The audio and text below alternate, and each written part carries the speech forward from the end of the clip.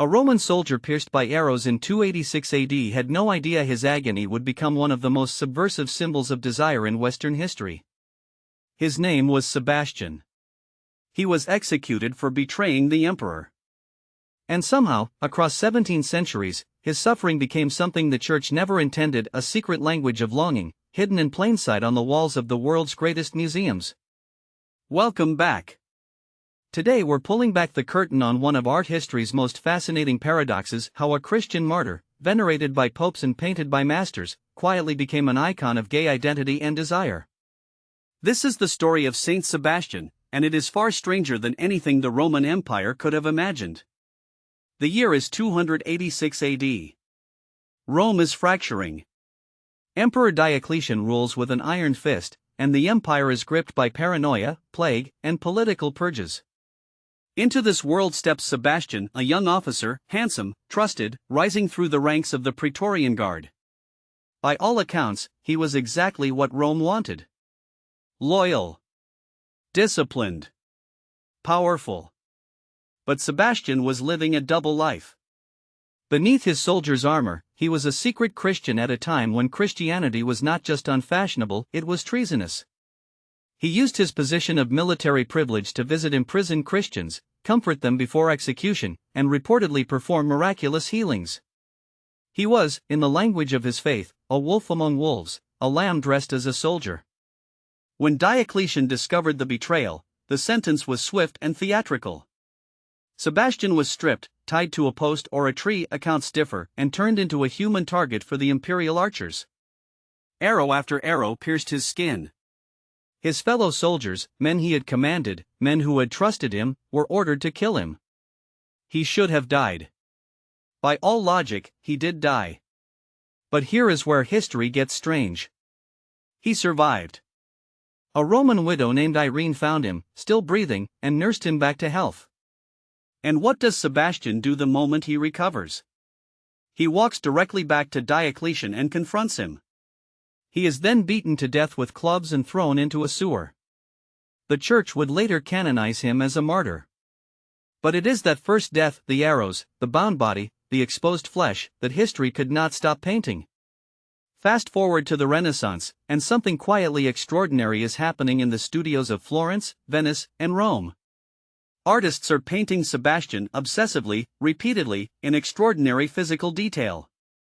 Mantegna paints him. Botticelli paints him. Titian paints him. El Greco paints him. Guido Reni paints him so many times that historians have spent decades analyzing what exactly was driving that brush. The Church approved of these paintings. Of course it did, as Sebastian was a martyr, a symbol of faith enduring physical torment. The arrows represented persecution. The suffering represented devotion. This was sacred art. But look more closely at what these artists were actually creating. Sebastian in these paintings is almost never depicted as a soldier. He has no armor, no weapon, no military bearing. He is young, soft-skinned, often adolescent in appearance, his body arranged in poses that art historians today describe with words like languorous, sensual, even ecstatic. The arrows pierce him, but he does not grimace, he gazes upward with an expression that reads less like agony and more like something else entirely. The Japanese novelist Yukio Mishima, who was himself gay and who wrote an entire memoir about his obsession with a Guido Reni painting of Sebastian, described that expression as the look of someone experiencing the boundary between pain and pleasure. The Church had commissioned, funded, and displayed across its holiest spaces an image of a near-naked, beautiful young man in a state of ambiguous ecstasy. And in an era when depicting desire openly was impossible, when same-sex love was criminalized and made invisible, artists, writers, and viewers who understood, began to understand this image differently. Sebastian became a carrier frequency. A signal hidden inside sacred art. By the late 19th century, the code had become almost explicit. Oscar Wilde, navigating a world that would eventually destroy him for who he was, referenced Sebastian's imagery in his work. The aesthetic movement, populated by many gay artists and writers, adopted the saint as something like an unofficial patron. When Wilde was imprisoned and broken, he adopted the pseudonym Sebastian Melmoth. He chose that name deliberately. Sebastian, the man who survived the arrows, because survival through suffering was the closest language available to him. In the 20th century, the symbolism deepened further and grew more urgent.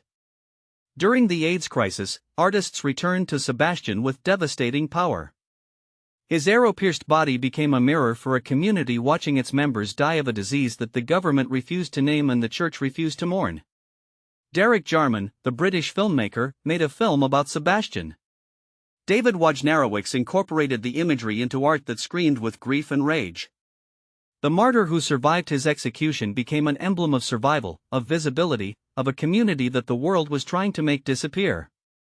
What is astonishing, what makes this one of history's most quietly radical stories, is that none of this was hidden. The paintings were always there, in the Vatican, in the Louvre, in the Uffizi. The beauty was always there.